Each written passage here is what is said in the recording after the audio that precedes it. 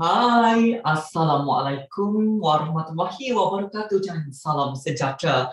Apa khabar semua? Diharap anda masih berada dalam keadaan sihat sejahtera dan kuarantin diri masing-masing. Walaupun saya ada terdengar-dengar anda semua merindui Cikgu Arif Hadri bin Jakri ataupun Cikgu Arif PhD untuk bersemuka secara fizikal, tetapi apakan daya, kita masih lagi dalam tempoh PDPR, jadi bersama-samalah kita berjumpa secara maya sebegini sahaja. Tetapi kalau kata nak cepat berjumpa dengan saya ataupun saya pun nak sangat berjumpa dengan kamu semua, kita perlulah mematuhi peraturan ataupun SOP yang telah ditetapkan oleh kementerian kita. Jadi bersama-sama kita patuhi SOP, mujur nanti dalam masa terdekat dapatlah kita bersua secara fizikal.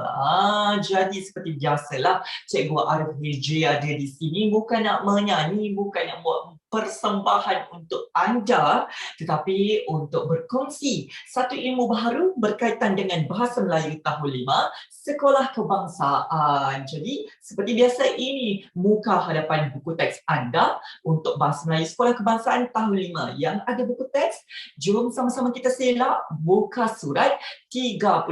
Hari ini Cikgu Arif Hijri nak kongsikan muka surat 36 untuk anda semua.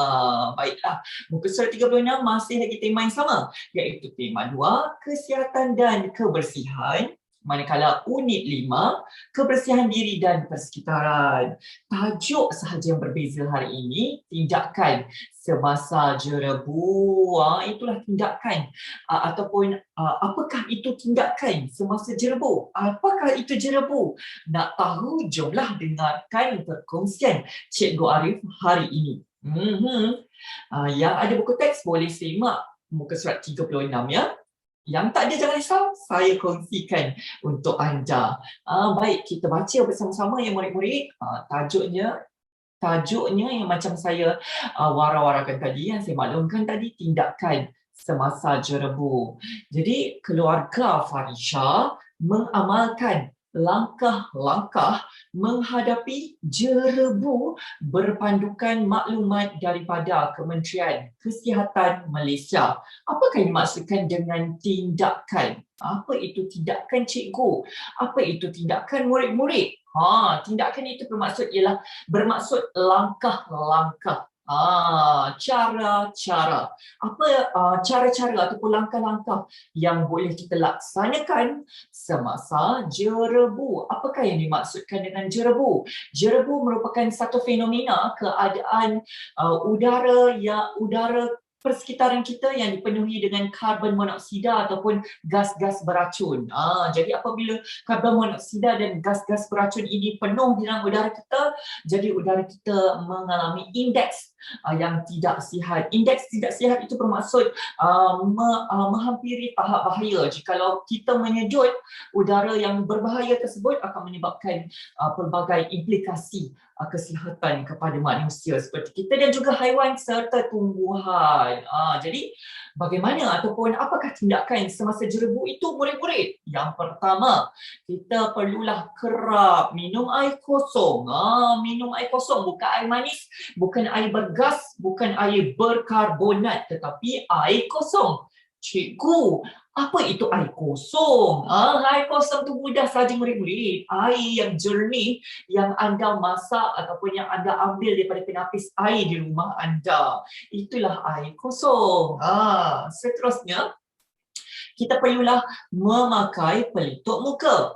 Pelitup separuh muka ataupun pelitup muka. Contoh yang seperti biasa kita pakai sekarang, yang kita pakai untuk mengelakkan influenza, sama juga kita boleh mengelakkan partikel-partikel halus daripada udara yang tercemar akibat jerebu ini. Jadi pakailah pelitup separuh muka. Seterusnya, elakkan pembakaran dan pencemaran udara. Kita perlu elakkan daripada kita membakar lagi sampah sarap untuk mengelakkan pencemaran udara itu berlaku bertambah-tambah. Kan tadi saya sudah katakan jerebu ini merupakan hasil daripada gas-gas yang berbahaya dan juga karbon monoksida yang berbahaya tersebut terkumpul dalam udara kita menyebabkan jerebu terhasil. Jadi apabila kita membakar, kita akan menggalakkan penghasilan karbon monoksida dan karbon dioksida dengan lebih banyak, serta kalau kata kita menggunakan kenderaan secara kerap, beramai-ramai, contoh satu rumah ada 5 ahli keluarga, 5 nak guna kereta yang berbeza-beza, itu sudah menghasilkan lebih banyak karbon monoksida berbanding perkongsian satu kereta. Jadi elakkanlah pembakaran dan juga pencemaran udara. Seterusnya, kurangkan aktiviti luar. Cikgu, apakah aktiviti luar tersebut? Aktiviti luar bermaksud aktiviti yang anda laksanakan di luar rumah anda. Jadi kurangkanlah aktiviti yang boleh anda lakukan di luar rumah anda. Jadi apa yang perlu anda lakukan ialah duduk dalam rumah sahaja, lakukan aktiviti secara kerap di dalam rumah sahaja. Bukan sahaja dapat mengeratkan jerebu, tetapi sebenarnya dapat mengeratkan silaturahim ataupun ukhuwah sesama ahli keluarga anda. Seterusnya, yang terakhir, tindakan semasa jerebu ialah basuh muka. Cikgu, kenapa kita basuh muka? Bukannya kita baru bangun daripada tidur. Basuh muka ini bagi memastikan kotoran-kotoran ataupun partikel-partikel jerebu yang melekat pada muka kita itu akan dapat disingkirkan, dibuang, supaya apabila kita hidup nafas, hidup udara, tidaklah jerebu itu masuk ke dalam lubang hidung kita, seterusnya ke ruang trachea kita, ke ruang pernafasan kita, dan seterusnya ke paru-paru dan jantung. Jadi dengan membasuh muka akan dapat menyingkirkan debu-debu jerebu yang melekat pada muka kita, akan dapat menyingkirkan sisa-sisa kotoran ataupun kimia-kimia yang berbahaya, habuk-habuk yang berbahaya, debu-debu yang berbahaya melekat pada muka kita. Baik, itu dia 5 langkah ataupun 5 tindakan semasa jerebu. Apa yang kita boleh lakukan? Yang pertama tadi, kerap minum air kosong. Yang kedua, pakai pelitup muka. Yang ketiga, elakkan pembakaran dan pencemaran udara. Yang keempat, kurangkan aktiviti luar. Dan yang kelima, basuh muka. Terutamanya setelah kita pulang ataupun keluar dari rumah, kita masuk ke dalam rumah, kita segera cuci muka. Baiklah, kita ada beberapa gambar di sini. Gambar apa ni cikgu? Dan ada juga perkataan-perkataan di sini. Perkataan yang pertama, putih, nipis. Apa yang ingin disampaikan dengan perkataan putih dan nipis ini, murid-murid? Seterusnya kita lihat pula perkataan yang ketiga, hitam, tebal. Perkataan 3 dan 4 ini hitam, tebal. Apa sebenarnya yang dimahukan oleh buku teks ini? Seterusnya, gambar ini pula ada perkataan panas. Panas. Seterusnya ada gambar yang ketiga, ada perkataan nyaman. Nyaman. Seterusnya, pandai. Nyaman ini bermaksud udara, sifat kepada udara, nyaman itu. Keadaan yang menyelesakan diri anda, keadaan yang selesa untuk diri anda. Seterusnya, pandai, bijaklah. Okey, baik. Apa dia sebenarnya gambar-gambar ni tunjuk perkataan-perkataan ni, murid-murid? Ada yang dapat teka tak? Kenapa ada perkataan-perkataan tersebut pada gambar-gambar ini? Mungkin ada yang dapat teka dengan tepat, ada yang tidak dapat teka, dan ada juga yang macam alamak, apa benda ni cikgu, apa benda ni cikgu. Jadi jom saya nak kongsikan sebenarnya apakah perkataan-perkataan itu. Ya, apakah yang dimaksudkan ataupun yang dibawa ke dalam perkataan-perkataan itu. Ini dia, kita ada gambar, kita ada ni munshi cilik. Apa itu munshi cilik? Bermaksud orang yang bijak dalam sesuatu perkara, terutamanya bahasa. Cilik bermaksud kecil, maksudnya anda semualah munshi cilik. Jadi info di sini menunjukkan tentang kata adjektif sifatan ataupun keadaan. Sebenarnya perkataan-perkataan pada gambar tadi merupakan kata adjektif. Kata adjektif ini ada bermacam-macam jenis kata adjektif. Di sini kita ada kata adjektif sifatan atau keadaan. Seterusnya ada kata adjektif warna. Dan terakhir di sini ada kata adjektif ukuran. Apa yang dimaksudkan dengan kata adjektif sifatan atau keadaan itu? Jenis kata yang membawa pengertian sifatan atau keadaan sebagai keterangan. Contoh rajin, sihat, pandai dan baik. Ya, mudah saja sebenarnya. Kata sifat, kata adjektif ini merupakan kata sifat.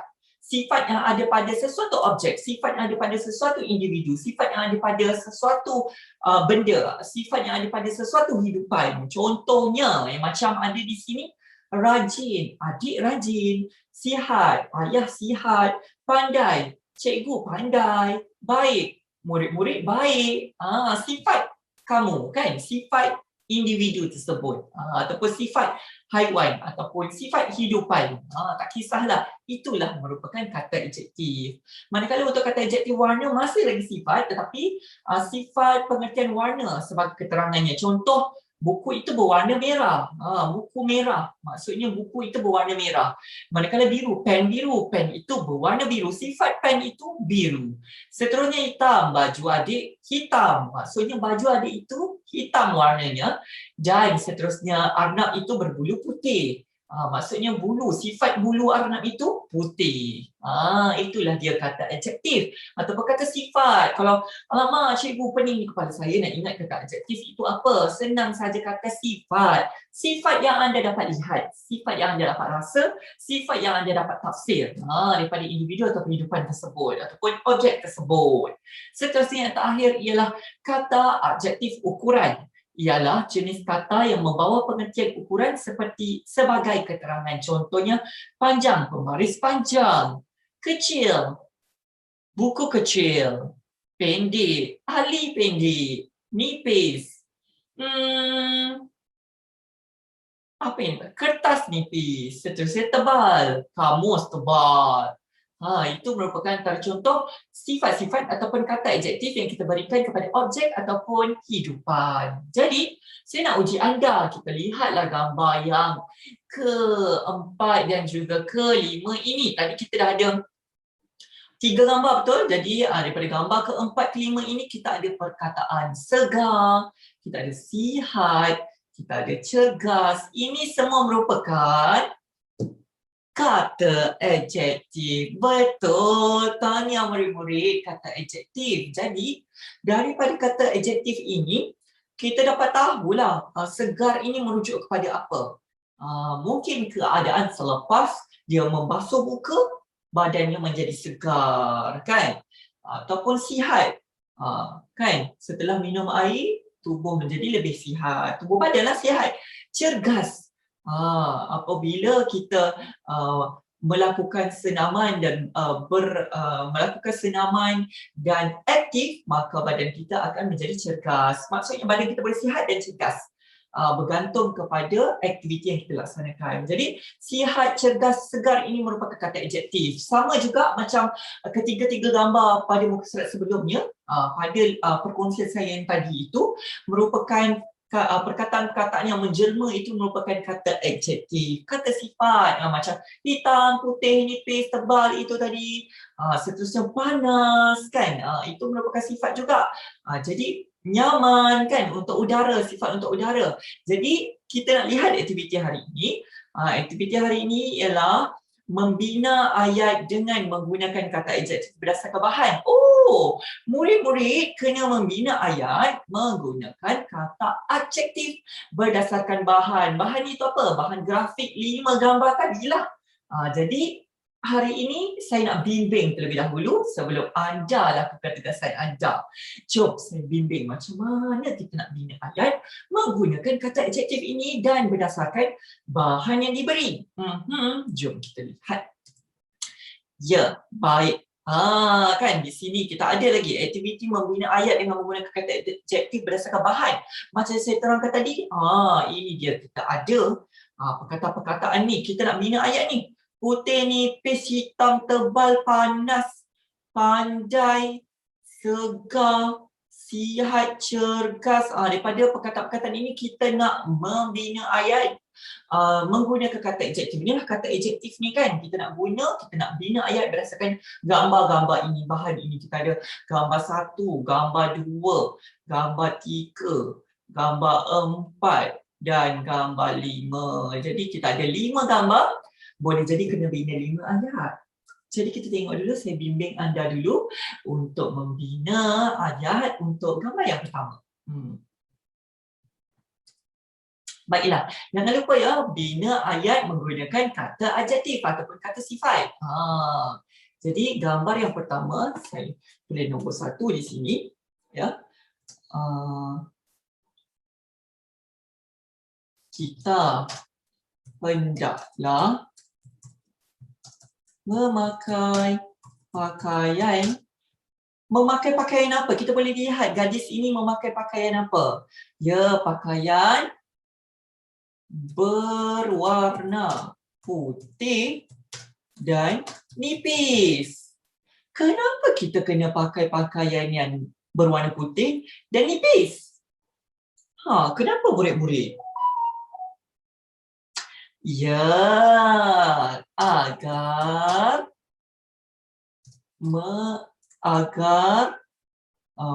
menghindarkan badan menjadi panas. Kan kalau jerbu tu sebenarnya cuaca persekitaran kita dah panas. Jadi dengan kita memakai pakaian yang nipis, berwarna putih akan dapat menghindarkan badan kita menjadi panas. Seterusnya boleh tambah lagi, kita perlulah mengelakkan pakai pakaian berwarna hitam dan tebal kerana pakaian tersebut akan menyerap haba. Kan? Kenapa kita kena pakai baju putih, nipis untuk memastikan haba di persekitaran kita ketika keadaan jerbu itu tidak diserap oleh baju kita dan kita akan kekal sejuk, kekal nyaman, tidaklah panas. Manakala kalau kata kita pakai hitam, baju kita tebal, hitam itu sebenarnya warna yang memerangkap haba. Jadi apabila baju itu memerangkap haba, pastinya badan kita akan menjadi panas dan berpeluh-peluh seperti siapa di hadapan ni kan. Berpeluh-peluh dia. Jadi ayat yang pertama, kita hendaklah memakai pakaian warna putih dan nipis agar ataupun untuk apa? Kenapa? Menghindarkan badan menjadi panas. Ayat yang kedua, masih lagi untuk gambar yang pertama, kita perlulah mengelakkan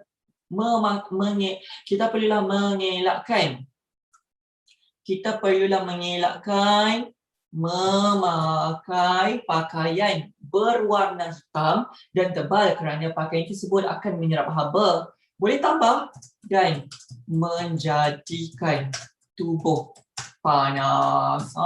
Menjadikan tubuh badan kita menjadi panas kan. Jadi apabila badan kita panas, kita tak selesa lah nanti. Jadi untuk mengelakkan keadaan tidak selesa, berpeluh-peluh itu, kita bolehlah memakai pakaian yang putih dan juga nipis.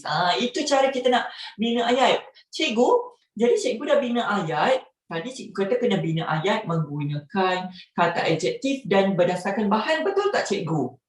Ya betul murid-murid. Kan? Jadi di mana contoh penggunaan kata adjektif ataupun kata sifat yang saya kata adjektif ataupun kata sifat serta rujuk gambar itu yang pertama perkataan ini berwarna putih. Pakaian berwarna putih. Jadi sifat kepada pakaian ini putih dan nipis. Ada tak dalam gambar ni? Saya rujuk tak gambar ni? Ada kan? Ini dia putih dan nipis. Saya rujuk gambar ini, saya ambil kata adjektifnya dan bina ayat. Seterusnya kita perlulah mengelakkan memakai pakaian. Sekali lagi sifat kepada pakaian berwarna hitam dan juga tebal kerana pakaian tersebut akan menyerap haba dan menjadikan tubuh panas. Jadi ada tak di sini kata adjektif hitam dan tebal untuk gambar pertama? Saya rujuk gambar yang pertama ni. Kan gambar pertama. Jadi ada hitam dan tebal. Jadi begitulah kita nak buat murid-murid. Kita rujuk gambar ini, kita ambil, kita fikirkan ayat yang sesuai untuk kita membina ayat yang gramatis berdasarkan kata adjektif yang diberi dalam gambar ini. Beginilah hasilnya. Kita hendaklah memakai pakaian berwarna putih dan nipis agar menghindar badan menjadi panas. kita perlulah mengelakkan memakai pakaian berwarna hitam dan tebal kerana pakaian tersebut akan menyerap haba dan menjadikan tubuh panas. Jadi itulah merupakan antara cara-cara ataupun langkah-langkah semasa jerebu. Kan? Dan itu juga merupakan langkah-langkah ataupun cara-cara untuk membina ayat menggunakan kata adjektif ataupun kata sifat yang diberi dalam bahan, kan? Seterusnya, baik, kita ada gambar nombor 2. Kita buat sama-sama kali ni murid ya. Gambar nombor 2 ada kata adjektif di sini, panas. Ada ayah membuat tanda larangan seperti ini dan ada bakarlah aktiviti pembakaran di sini. Jadi kita bina ayat yang kedua berkaitan dengan pembakaran. Sifat pembakaran, sifat api ialah panas. Jadi apabila api itu terbakar, apabila bahan itu terbakar, akan menghasilkan suhu yang panas, betul tak? Jadi kita binalah ayat. Kita tidak digalakkan untuk melakukan pembakaran terbuka kerana debu yang terhasil akan menyebabkan jerebu dan udara menjadi panas. Udara kita akan menjadi panas. Ataupun suhu udara kita menjadi panas, menjadi tinggi. Suhu akan menjadi tinggi. Udara kita menjadi panas. Jadi ini merupakan ayat yang kedua saya. Tak kisah awak boleh bina macam-macam cara awak nak bina ayat awak. Tapi ini ayat saya. Ya, kita tidak digalakkan untuk melakukan pembakaran terbuka kerana debu yang terhasil akan menyebabkan jerebu dan udara menjadi panas. Jadi di mana saya punya kata adjektif di sini saya letakkan di sini. Kata adjektif saya, dia punya sifat tu, benda itu ialah udara. Udara menjadi panas. Jadi udara tu menjadi panas. Sifat pada udara itu akan menjadi panas. Jadi beginilah cara-cara untuk membina ayat bagi perkataan panas ataupun ayat membina ayat bagi kata adjektif panas. Jadi bagaimana murid-murid? Sudah jelas cara-cara ataupun langkah-langkah untuk membina ayat menggunakan kata adjektif dan merujuk bahan yang diberi. Kita dah bina ayat untuk gambar 1, gambar 2. Jadi harapnya jelaslah ya semua murid. Jadi saya dah bimbing. Murid-murid dah lihat bagaimana saya bimbing anda. Murid-murid dah jelas. Jadi jomlah kita uji diri. Macam mana ni nak uji diri? Mudah saja. Inilah dia cara-cara kita menguji diri. Kuis saya Syakna Bahasa Melayu. Murid diminta berkolaboratif dengan ahli keluarga untuk membina sekurang-kurangnya 5 ayat. Sekurang-kurangnya 5 ayat menggunakan kata adjektif berdasarkan bahan grafik. Selamat Syakna Bahasa Melayu. Ya, sekurang-kurangnya 5 ayat berdasarkan bahan grafik. Ada 5 gambar.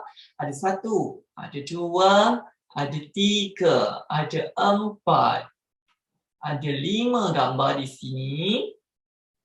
Ya, terpulang kepada anda berapalah sekurang-kurangnya 5 ayat, sekurang-kurangnya 5 ayat. Tapi terpulang kepada anda berapa banyak ayat yang mahu anda bina menggunakan kata adjektif yang diberi. Macam ni saya dah beri tadi contoh. Ini pun saya dah berikan contoh. Ini belum lagi, tapi nyaman ini kata adjektif pada apa selalunya nyaman? Ya, udara murid-murid. Udara nyaman. Jadi kata adjektif yang sesuai untuk nyaman ialah udara. Udara. Ya. Kata adjektif yang sesuai untuk nyaman ialah objek yang sesuai untuk nyaman ialah udara. Udara nyaman. Ya. Udara nyaman. Baik. Untuk pandai pula. Udara nyaman. Anda tak nampak? Okey. Udara nyaman. Saya tulis di sini lah. Udara. Udara nyaman. Okey, udara nyaman. Baik, untuk pandai biasanya, untuk pandai oranglah. Jadi mungkin anda boleh membina, kita perlulah duduk di dalam rumah kerana rumah memberi udara yang nyaman. Titik. Seterusnya kita bolehlah melakukan berbagai aktiviti dalaman seperti bermain catur dan sebagainya. Titik. Dengan tindakan ini, kita akan menggalakkan ahli keluarga kita menjadi pandai. Maksudnya, pandai itu sifat kepada manusia. Okey, berpulang pada anda. Bagaimana anda nak membina ayat anda? Seterusnya segar. Kata adjektif yang seterusnya untuk gambar yang keempat ialah segar. Wah, mungkin kita wajarlah mencuci muka setelah pulang ke rumah agar dapat menghilangkan kekotoran, agar kotoran dapat dihilangkan daripada muka dan muka menjadi segar. Terpulang kepada anda, terpulang kepada murid-murid saya yang pintar ini, bagaimana untuk anda membina ayat menggunakan kata adjektif yang diberi. Dan yang terakhir, gambar yang kelima, kita ada sihat, cergas. Sihat itu untuk manusia, cergas itu pun kata adjektif untuk manusia. Jadi terpulang kepada anda, binalah kata adjektif yang sesuai berdasarkan gambar ataupun bahan yang diberi. Tajuk kita hari ini, jangan lupa, tindakan semasa jerebu. Tulislah hari kita hari ini. Isnin di atas, hari ini Isnin, maafkan saya, hari ini hari Rabu. Rabu di atas itu R mestilah huruf besar sebab Rabu ini merupakan kata nama khas. Jangan lupa tengok baik-baik. Seterusnya, berikan tarikh hari ini. Tarikh hari ini, hari ini 23 Jun. J huruf besar juga sebab Jun itu merupakan kata nama khas. Satu-satunya Jun dalam dunia ini, dan 21. Ini yang saya nak ya, murid-murid tulis begini. Sila tulis begini, Rabu. Sila tulis hari begini, kemudian garis guna pembaris. Tajuk, tuliskan tajuk, tindakan semasa jerebu, garis guna pembaris. Nampak? Saya tak garis guna pembaris jadi bengkok, garis guna pembaris. Kemudian tuliskan 23 Jun 2021 untuk tarikhnya. J mesti huruf besar. Tolong ya murid-murid ya, saya tak nak awak tulis 23 titik 6 titik 21.